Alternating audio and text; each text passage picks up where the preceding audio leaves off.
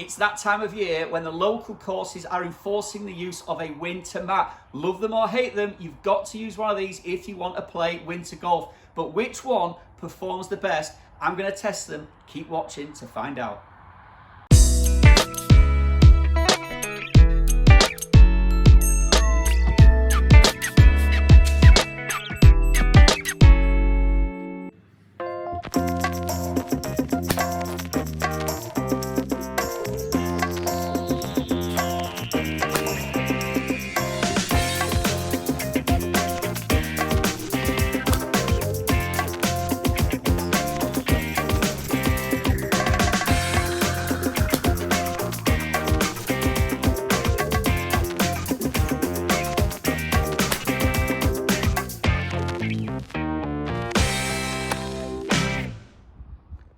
Taking a look at the data here, something that surprised me was the total distance didn't really change from a mat to hitting balls straight off the grass. I honestly thought we would see some significant gains in distance, but that wasn't the case. In fact, it was identical. All of these shots, no matter which mat or off the grass, were carrying around 176 for a total of 187. No change with any of them there.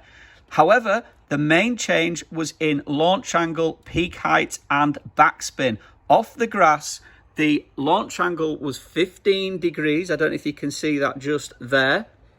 And the backspin average was 6695. Now, as we scoot up here, we can see the carpet style mat was a similar launch angle, but a lot more backspin, an extra nearly 800 RPM of backspin there, but a similar launch angle and a peak height 32 off the grass, 35 off the carpet style. Now, as I scroll up here and we get to the launcher mat, we can see things change again. Spin has jumped up to 7,820 of backspin, but look at that peak height, 40 yards in the air with a launch of 18 degrees. So that was the highest launching, highest flying mat of them all. So if you want to hit the ball higher, then the launcher mat is definitely a consideration for you.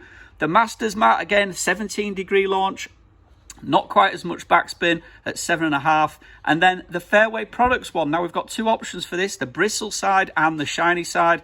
And all that we noticed the difference there, very similar launch, as we know it's a similar distance, was that if you play it from the shiny side, you tend to get a little more backspin than you do from the bristle side. So as far as performance goes, on the whole, other than a bit of difference in spin and launch angle, nothing to choose from the mats in terms of total distance. Okay, so what I like about the launch mat is its compact size. It easily fits in your pocket, so you're not having to mess about unclipping it to your bag and what have you.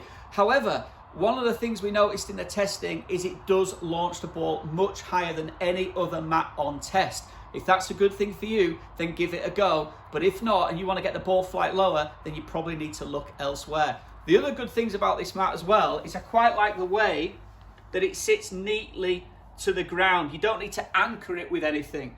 The other thing is that it's got this bit of give in it, and I think this is why it launches quite high. But what's useful about that give is when I'm swinging, I can really feel like I can thump into the mat. I also think people that tend to get a little bit shallow with their angle of attack are going to appreciate this mat, because there won't be the tendency to clip the back end of the mat, which can easily happen on some of the others when we've got this thick back end. So I'll just hit one with this. Like I say, really high ball flight, but quite a good feel off that mat. So this is the Masters mat, the simplest of the mats. It looks like grass. It's quite thick though compared to some of the others, which means the ball's going to sit up a little bit higher. I also don't know if it's quite long enough, which means a few people, and due to the depth of it, once you've got the ball up here, I don't think you're going to need to be that much behind the ball, and you could find you get one of these where you hit the back of the mat, the ball stays where it is and the mat goes flying. It could be quite an embarrassing sort of shot. But if you've got a decent angle of attack with an iron, it's a nice soft feeling mat. It kind of feels quite forgiving as you strike it.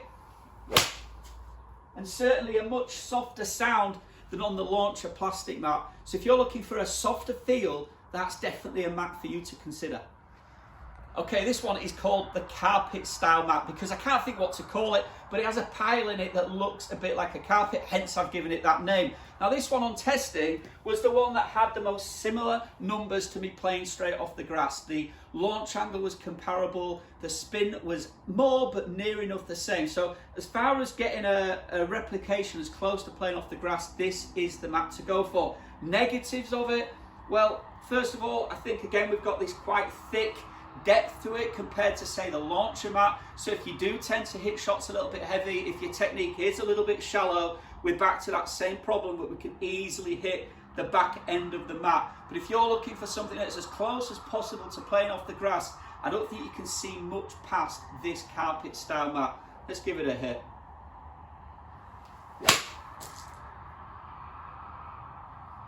Nice. Okay, the Fairway Products mat can be played either from this, the shiny side, or what I call the bristle side. And we noticed in testing, the shiny side gives a little bit more backspin than we get off the bristle side. Also, slightly higher launch here than off this side. So it's pretty cool that you can have a mat where you can choose which is your preference. Now, when it comes to this mat, what I like about it is it's quite long, which means when you place the ball near the front here, it's unlikely, I'm not going to say impossible, but unlikely you're going to catch the back edge of the mat. And I think that's going to be quite appealing to a lot of golfers where we can get that ball at the front and no fear of hitting the back of the mat. So which mat would I choose to play with? Well, I'm torn between two, to be honest. I don't really want to use this one and for me be popping it high up in the air, but if you're looking to get a higher, longer ball flight, that's got to be a consideration. But for me, I'm going to go with one of these two. Now, today's test has been just with a 7-iron off the deck. How these will perform with fairway woods is perhaps time for another test, and wedges and half shots into greens. Right now, I'm swaying towards this one because I like the idea that it can be played both ways round and I can actually get different spin off both of them. Some other considerations, of course, are when we're playing off sloping lies. And I'm just going to talk to you a little bit about that now. Okay, so we're going to do the sloping lie test, and using this incredible piece of technology to simulate a sloping lie, I can place the mat on. And of course, we know on this style of mat, whilst this gives a pretty accurate feedback in comparison to grass, when you're on a sloping lie, you're going to be hard pressed to get that ball to stay. This one is going to be similar, but there is a little hole for the tee peg that we could get the ball to stay in. But if we're going to play it off like the front of the mat, but this way, we're going to have the same problem. So this is where things like the launch pad or the launcher mat comes in with the hole. It's going to hold it there for you, no problem at all. And the same on this one, where we've got these little areas that are going to grab the ball, no matter whether we play it on this side or this side. So it could be that that's the final clincher, which means this would possibly be my mat of choice for this winter. Thanks for watching.